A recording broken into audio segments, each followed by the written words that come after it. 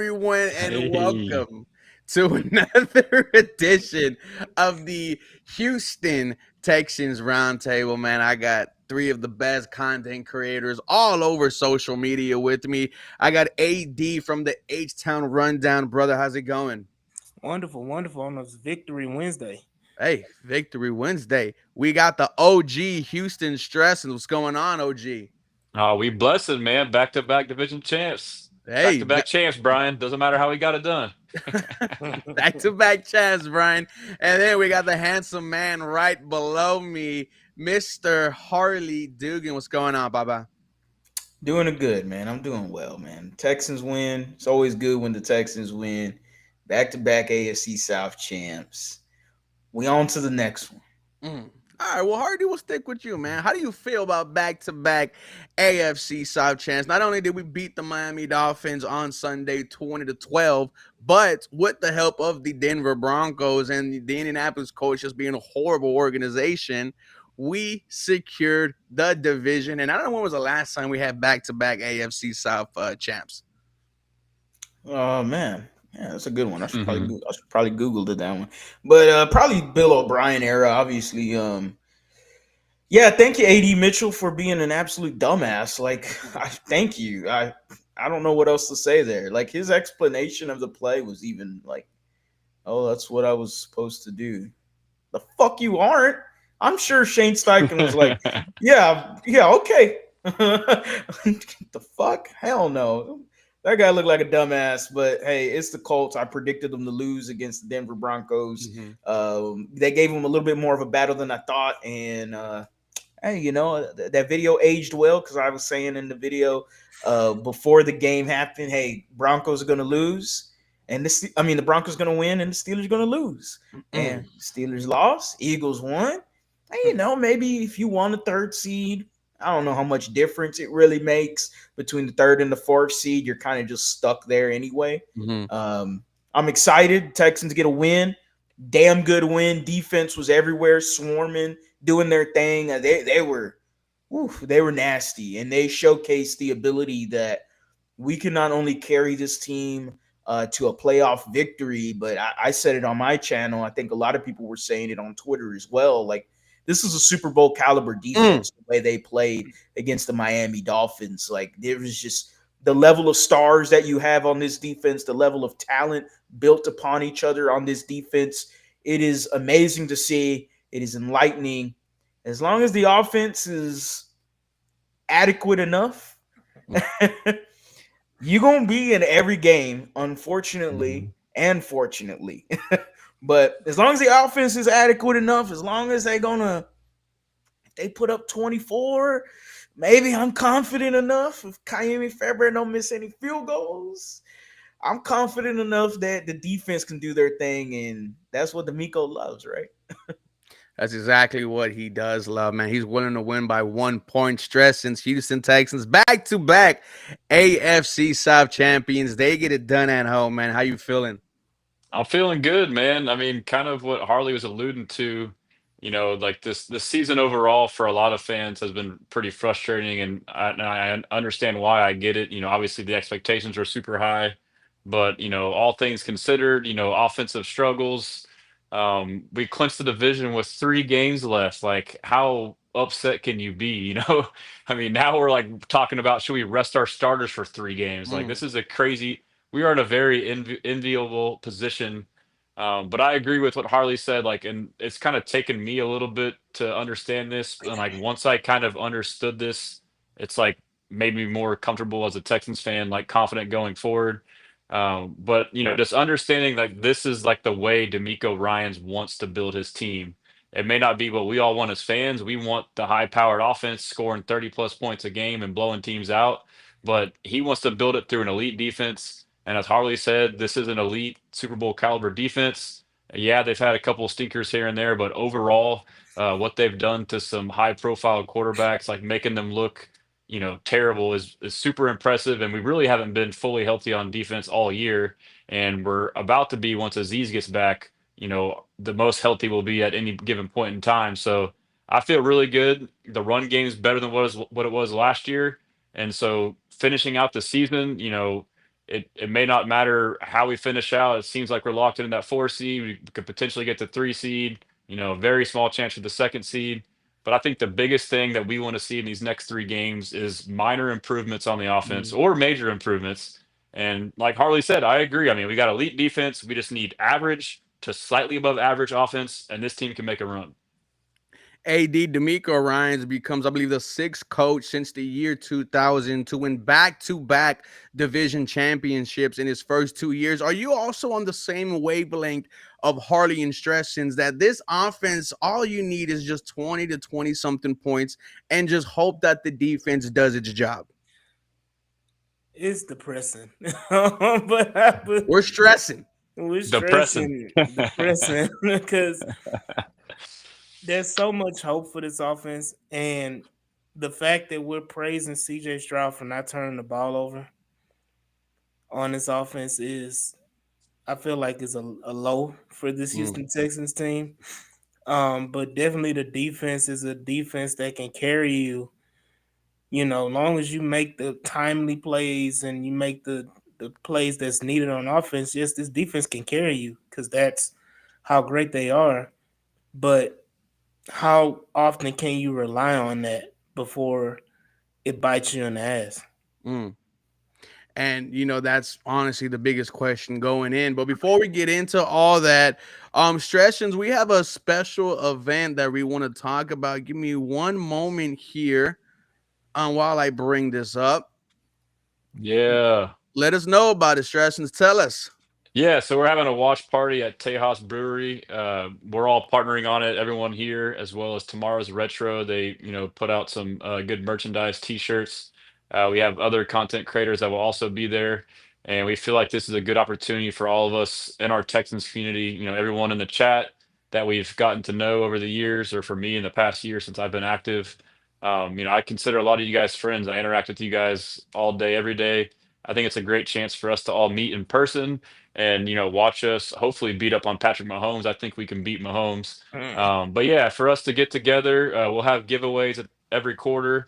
Ruben will be doing a live stream, and we'll have Yes, all of sir. us hopping in at various points during the live stream. So it's just going to be a great event, and I think what we're kind of viewing it as is like it's a community thing. It's a good chance for all of us to get together in person and meet each other. And how many people have already RSVP to the event? Yeah, so we're at roughly 100. So if you go to my Mm. website, there's an event registration on there. You don't have to officially do it, but it's just good for us to get a head count to kind of prepare.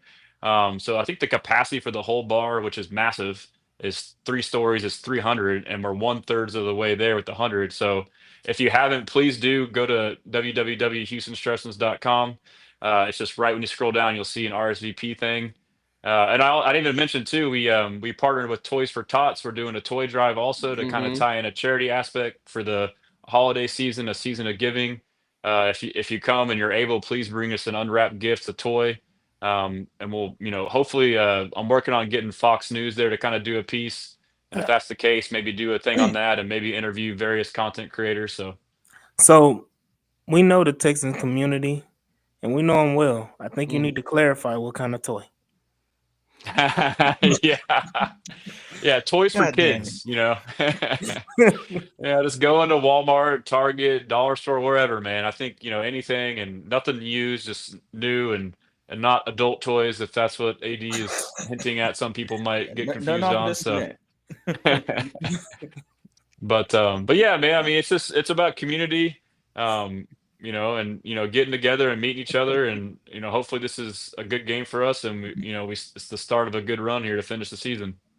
I'm gonna tell you right now, if we beat KC and we're all together, I Oh, don't. And listen, and on a Saturday with the club going on later at that night, I mean, I'm gonna be feeling real nicey. But boys, let's go ahead and give the Little toast to nicey. the give a Yeah, toast to the Houston yeah. Texans. Give me 1 second. I Gonna don't. I don't. mm. It's I gotta should water. shotgun this thing, but I'm not going to. bro, you definitely should, boys. Here's to the playoffs. Here's to Water. you guys. Let's have a fantastic final month. Cheers, boys. And I Oh, was dying to take that sip. That was so good. yeah, let's go You mean ahead. Harley being responsible? Hey, man, that's fine. I didn't know we were taking an actual. I thought we were joking around about it. Oh, okay, okay. Okay. My But, fault. Ralph, thank you for the 199. What do y'all think of Stingley playing wide receiver? Obviously, the joke that CJ Stroud said after that, Stingley's so good that he should play on the offensive side, channeling his inner Travis Hunter. No, absolutely not. Keep the best cornerback in the NFL on where he's best, man, and that is locking down the number one wide receiver. We'll stick with Stingley real quick. AD, your thoughts on number 24? I mean, he's just game changing. And Harley brought it up all the way back then. He wanted Derek Stingley over Sauce. And every year that went on and went on, he was just continuing. He's better. He's better. He's better. Now we are banging on the table.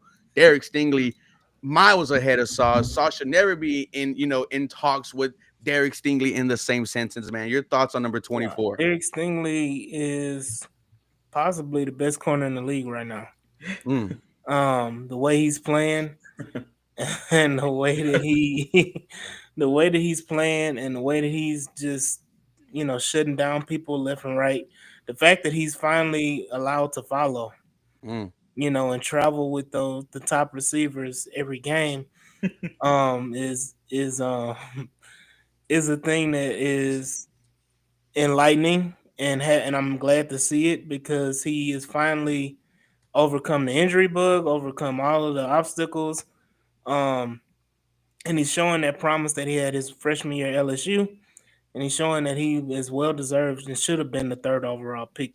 Actually, the way he's playing could have been the number one overall pick in that draft. Fuck Trevor Lawrence. But you want to talk about it. But yeah, Derek Stingley is balling his ass off and definitely is going to make an all pro this year. And potentially I think he's better than Pat Surtain. People will call me crazy, but I put him over Pat Surtain. What they say, he's top 2 and he's not 2. Stressins, we know what's coming soon for Derek Stingley, and that is a contract extension. Now, this offseason, he brought in big agent David Mulligetta. What type of contract should we be expecting? We know that Pat Surtain got a 4-year, $90 million contract extension not too long ago. What are your thoughts on the market for Mr. Derek Stingley? I mean, it's got to be the same, if not higher than that. I mean, just like AD alluded, I mean, I tend to agree that I'm biased, but I'll say he's better. But let's just say he's not, and he's just a step behind. Age is definitely a factor in this as well. So I mean, I don't know how old Sertan is, but I'm sure he's got quite a few years on Stingley. So I would imagine it's going to be at least that, and if not more. And I think it's very justifiable. I mean, you see how D'Amico runs his defense and how he talks about it, but having a piece like that, he makes this whole thing work. When you have a lockdown corner like that, it allows you to run man coverage. It allows you to blitz. It allows you to take away a team's best receiver. Tyreek Hill, a top 3 receiver in the league, right? He just anytime he covered him, his 2 picks were on him when he was shadowing him, and he intercepted the ball. So he literally took away Tua's number 1 target. Jalen Waddle was out of the game for most of the game, but that basically killed their whole offense. We said, hey, you can't throw to him, find someone else, and it changes the whole game. So he'd be worth every single penny, in my opinion, on that contract. Harley, you down to make him one of the highest paid cornerbacks in the NFL? I mean, I've been wanting this dude for quite some time. Pause. For sure. We've been. I mean, I've been alluding to him for since the draft. I mean, it was like, all right, I seen Sauce Gardner play at AAC with the Cincinnati Bearcats, and I saw Tank Dell do his thing against him. Sauce was okay. He wasn't so bad.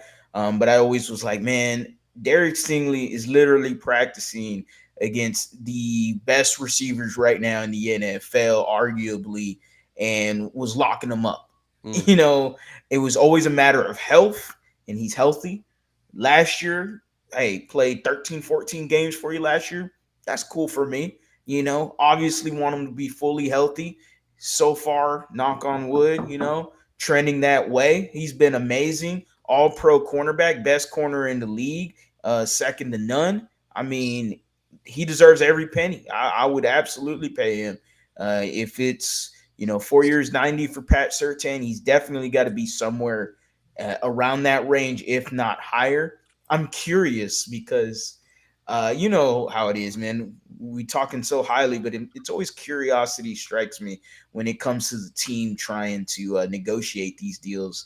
Will they go, well, Stingley, you got a little bit of an injury bug too. I don't know if we want to, yeah, we're gonna pay you, but there's always the but and everything.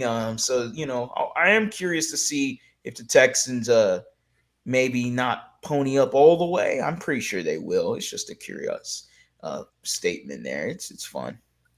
What does Laremy Tunsil make? A lot of money. What was it, 3 years, 74? Mm-hmm. Laremy Tunsil, what, 25 million a year? Yeah. Yep. Highest paid, I want to say. Stingley getting that 100 M's. I think so too. I thought 5 year 100 million. Like that's I ain't gonna know, not even 5. If he doing 5, it's 125. Oh, okay. I see what you're saying. He's just that elite, man. Like, and I see what you're saying. when you have someone that that can literally shut down the other team's number one option, you have to give him the bag there, and you hope Stingley likes it here. From what we've seen, there's no issue with him being here in Houston, man. He's just he don't talk. Very surprising. I thought with a name like Sting coming out of college, it would have been a target, but no, that's Kamari Lassiter. I just need I just need Stingley to be lactose intolerant. Okay. Explain. Yeah. Well, I don't need him to drink the milk. Hey, but I kind of have a theory. Like, I mean, talking about white woman. When he showed up to that event, I was like, hold on. It depends if you get a Karen or not. You need a good one. It'll be worse. You could have had Travis Hunter's girl, bro, and we know how that's going. No, sir. Hey, but I've noticed something about Sauce was like getting overhyped over Stingley, and it's kind of the same thing that's kind of happened to Andre Johnson and happened to Nico Collins, in my opinion. Nico, Andre, and Stingley are all very quiet players, and I feel like as a result of that, they kind of got overlooked in the national media. I think it's the same thing with Stingley. Like, I feel like Sauce got overhyped because he's loud and boisterous and always talking crap, and then Stingley's the exact opposite. I feel like that played a factor. Like, could you imagine if Stingley had Sauce's personality, like how crazy the media would be right now? Like, now they don't give a shit about him. So two things about what you just said. Sauce is one. He's in New York, and his name is Sauce. Yeah, that is. People like saying the word Sauce as a nickname. Ramsey's the highest paid right now. Yeah, he got that from Miami. Miami need a refund. Yeah, they overpaid. My God. First play of the game, Nico had him touching earth, bro. Yeah. And shout out to Chat Sports, man. Our guy Jeremy Chudge, Chat Sports Network. But that part, about the name and him being in New York, that's why he's overhyped. For sure. Yeah, exactly. Second thing is with Andre. Oh boy. Shout out to you, bro. My man, PI. But going back to the Andre Johnson thing, I don't know what it was, but it was him and Calvin Johnson, and they both were like super quiet. You never heard Calvin Johnson speak anything, but it was widely considered he was just that much better than Andre Johnson. People would always say Calvin Johnson 1, Andre Johnson 2. Then it was the Larry Fitzgerald years. Then you talking about Larry Fitzgerald. Larry Fitzgerald was quiet, didn't say anything, so wasn't boisterous. They were all three of those guys in that era were the top 3 receivers. I just think that they all play for bad teams. Oh wow. Yeah, that's definitely part of it for Andre, but Nico's been overlooked too, though. He's got his own reasons as well. Well, Nico is because he's been hurt. Yeah, and he had a late start to his career. People thought it might have been a fluke. Well, I mean, he had Davis Mills. So, hey, shout out to Mills Mafia, man. They're still out there. And Harley, I gotta ask you this question because I've seen this question be floated around, and I talked about this with my twin Toro brother, Mr. Nick Stevenson. With the playoffs, with the playoffs already secured, Harley, should the Houston Texans consider resting some of their In key peace. starters. Now, the only guy I could possibly see a rest for, or some limited snaps for, is Joe Mixon, and that's only because of the hip drop tackle that he suffered, and he was, did not look the same after. Outside of that, this offense does not deserve a fucking break, in my opinion. Your thoughts on, potentially sitting some key starters for the next 3 games? It's tough because I just make the point that you're kind of stuck at 3 and 4. Mm-hmm. There's not really any potential for you to move up unless the bottom falls out for the Kansas City Chiefs season or the Bills. And the Bills beating the Detroit Lions last week didn't really help you. You were hoping that the Lions could beat them, and then maybe the outside chance that maybe you could grab that second seed. But I mean, that was always a far-fetched idea. You're pretty much pigeonholed into the 3 or 4th spot. But that for me isn't enough for me to go, yeah, let's go ahead and bench all of my rest my guys. Like, what is the Houston Texans team? And they still have the stigma of, can they beat the big teams? Like, and even in this year, yeah, we beat the Buffalo Bills. The Bills looked like a very different team from when we faced them to now, and the Houston Texans also look like a very different team as well. So in our own rights, but the Bills look like the best team in football. Like, I mean, Josh Allen is doing out of atmosphere kind of performances right now. So I'm very curious to see how that matches up, because the Texans, I don't see them benching nobody. I wouldn't bench nobody. I'm here to play players. I'm here to play against the Chiefs. I'm here to play against the Ravens. And I know, but what if you play the Ravens and then 2-3 weeks later you play them again in the playoffs? So what? Whoop their ass again. Like, there's no, like, just go out there and win the damn game. Like, oh man, but you could be giving up. So can they.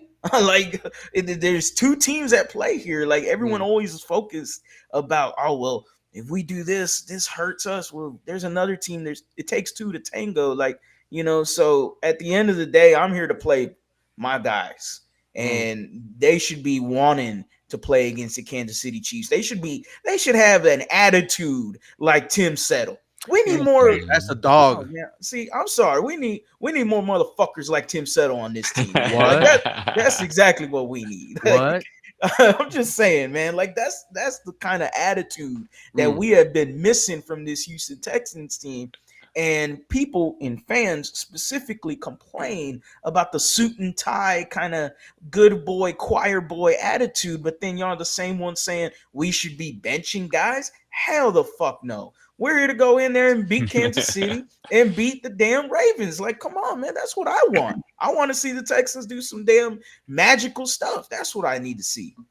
And like, to those people, Hardy, like, who say, well, can you really beat the team twice?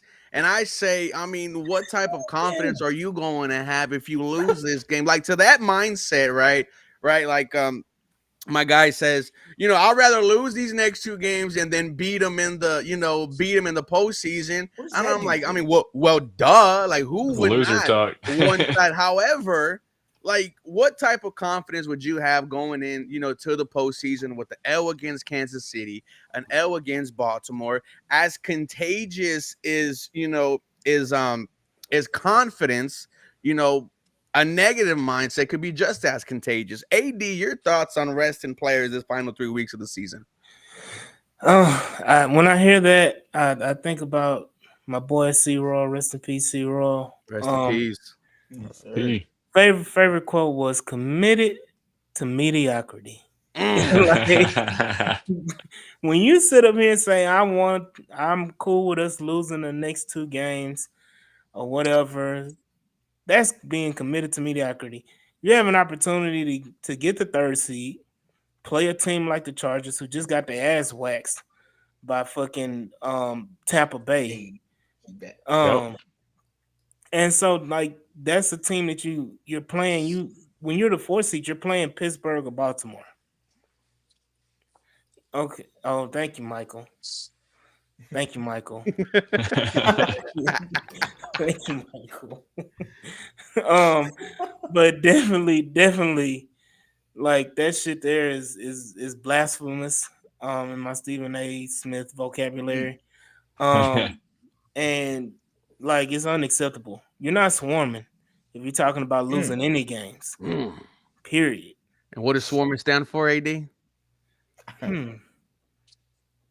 Smart. Okay. There we go. That's one. Let me see. With Okay. relentless Okay.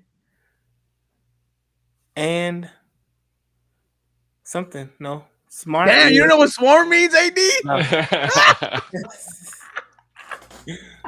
I didn't expect that. Special work Someone cut the ethic. live. Damn, Someone cut And the live. that's correct. I'm I kind of was like, forgetting now too. It's something relentless mindset, but Yeah, what is I that? got Special work relentless. Yeah. ethic. special and work relentless ethic mindset. Special and work ethic, relentless yeah. I mindset, said you smart. bastards. Come It's on. actually called We're supposed to be Cut the swarming. live. Cut it's the actually live. swerm, not swarm. It's swerm. Work ethic has either an e in there. Oh man. All right. There you Sorry go. about There, that. you know? We're not swarming right now. No, we're not swarming. We're not. But you know, No. this defense is swarming stressings because it's not just Derek Stingley. It's rookie Kalen Bullock with one interception, almost took it back. Should have had a second. It's Kamari Lassiter who has 3 interceptions himself, and he's just as locked down. This young secondary, man, it's elite, and in the future, man, it's going to be amongst one of the best in this league. Yeah, I agree. I mean, they're already. I was just thinking about this earlier today. Are Kalen and Kamari, are they the best ever rookie duo secondary in NFL history? I mean, like, could you think of any other ones? I mean, I mean, the Eagles got something good going with Cooper DeJean and that other safety. I guess that's a Quentin pretty good point. Like that's, but like off top of mind, I can't really think of another rookie duo. And the fact that we got them, second and third round, like it's not like you got 2 first round picks either. Mhm. And That's you a have to great. admit, yeah, I mean, right. what young Legion of Boom? Yeah, so we got to think of a nickname for these guys for Kamari and then today I had posted a clip from the presser about how basically like CJ said they're joined at the hip, they're always wearing the same clothes, and I believe Jonathan Alexander wrote an article about them, how basically I like like they're like that. best buds. So yeah, we got to find a name for that duo, but yeah, they're very impressive, and you have to imagine that D'Amico had a Harley has vision. it. You got the nickname? Kamari says it every time on his Instagram, and I'm shocked that this hasn't been trending all over Twitter. He literally calls them Hawk and Lock. It's like literally, it is so there. It slaps everyone in the face. You're right, I saw Pause. that. Every Instagram story, Kamari Lassiter is like Hawk and Lock. And same thing, Kalen Bullock says the same thing. And then they put Hawk Lock, like the emojis, Hawk Lock, and then they put Sting because the B with Sting. So they That's got so Hot Lock and sick, Sting. dude. I mean, Hawk and Lock That's is a so great sick. nickname. That's got to be thrown on a shirt I'm right there, about to man. make a You're gonna have t-shirt my right girl now. Hold Hawk up, Lock. hold up. Like Hopefully Hawk and she Lock is unlocks down, huh? eventually. Wait, Hawk and Lock is there. I mean, gonna get stung, huh? Oh my god. Uh, Spit AD, on but yeah, man.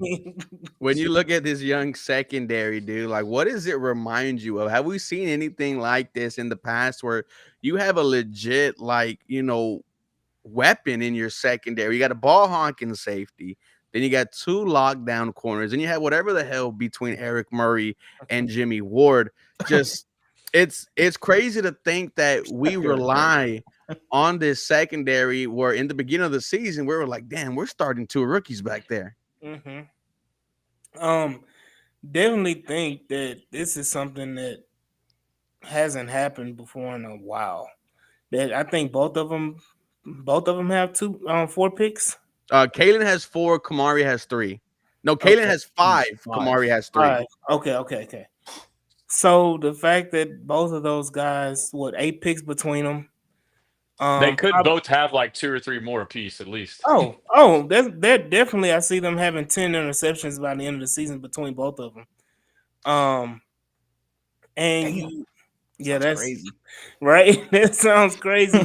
And I don't think we've had this first of all, we haven't had this in Texans history. This type of secondary that can shut down and just make great quarterbacks look, below average, shouldn't be playing the game of football. I think Josh Allen was 9 for 30. Yes. And then Jared Goff 5 They forget interceptions. about that 9 for 30, man. They really do. Yeah, act like it was a fluke, like it wasn't our defense. I Yeah, mean, Dan you can Mitchell. say that, but then you look at what we did to the quarterbacks following. You look at what we did to, like I Yeah. just said, Jared Goff. Jared Goff is possibly in the running. Well, he's not We with derailed his MVP case. After that, they kind yeah, of quit talking about it. yeah. So it's like you had all of these different things, and I'm like, yeah, the secondary is legit. The secondary is one of the best. We haven't had it in Texans history, and Best secondary ever in Texans history. It's got to be up this. there. So only one that challenges it is the AJ Boye, J. Joe. Jonathan Jones, Boye was nice, dude. Daniel That Manning. 1 year. Hold on. Let's go to that now. That one is the 4. Daniel Manning, Glover Quinn, Yep. AJ Glover Boye, Quinn. Yeah, and Jonathan Joseph was that's your true. secondary. Were they Glover- starting at the same time? I don't think Glover Quinn was starting. Glover Quinn was gone. Yeah, I thought think he was Kareem Jackson gone. was the other If safety. he was with the 4, then yeah. But I know he was a big free agent to Detroit, right? Yeah, but I think he was there. I was- think he was there the last year. Hmm. Like the first year of Jonathan Joseph and Daniel Manning, that was his first. That was his last year. I may be wrong, but I'm thinking that's what happened. Well, then Well, how the fact that about we're even J-Joe and talking Boye about that versus just Singh goes and to Kamari? show like how great this new young secondary is. And you think going forward the next, at least 4 to 5 years, you're gonna have one of the best units in the NFL. Harley, we know what's in front of us this Saturday. Not only are we traveling to Arrowhead, we are facing the 13-1 in Kansas City Chiefs with Taylor Swift, with the devil behind them. How are your feelings going into this game? Oh man, I'm excited about this actually. Man, you get the Chiefs game. Tim Settle got me hyped, man. I'm like, we're gonna be running through Arrowhead. Hey, I'm hyped. Tim Settle is a guy that's very opinionated, especially it seems like the last few weeks specifically. I know he's been like this the whole year. Last few weeks, man, he's been talking, and I'm up for it. I love He it. deserves it, man. He's been playing fantastic. He's been playing his ass off. So Walks that walk. yeah, man. I mean, kudos to him. I'm very excited considering the Texans defense. Everyone's really shining a light, and I'm talking about the national media, not just us, but national media is really shining a light on this Texans defense. It could go into another stratosphere when they play the two best quarterbacks, arguably in the NFL, probably two of the top 3 best quarterbacks, since Josh Allen is just playing like an unearthly god right now. So, I am very curious to see what D'Amico Ryans and this defense can do against the Kansas City Chiefs and Patrick Mahomes. I don't give a damn about no ankle sprain. I've seen that storyline too many times. The NFL script writers need to change that story, man. They need to rip that page out. They've done this too many times. Patrick Mahomes is playing. Like, we all know he's playing. He was never going to miss this game. I saw this a few years ago. No. If you're on the field, you're healthy. If you're not playing, put a damn boot on it. Like, if you're not healthy, put a damn boot on it. You on the field, you healthy, and I can't wait for this defense to turn up, man. Patrick Mahomes. Go ahead. It's a fake ass bitch. Point blank period. Patrick Mahomes gets injured every 5 minutes and is back playing and running around like nothing ever happened. And they were like, "Oh, he heals like Wolverine." No, he doesn't get hurt in the first place. Nah. Like I think it was said on Twitter, he creates his own adversity. Like they need I gotta overcome it. I gotta overcome this ankle injury. I gotta overcome this BS knee injury or whatever. It's always a lower extremity. It's never nothing up top. It's never a shoulder or a pec or a collapsed lung. It's always the ankle that he just hops off of and throws a fucking 40-yarder with. The media is complicit too. They love to kind of like hype it up like it's some miraculous story as well. Oh, they gargle that shit down. They got that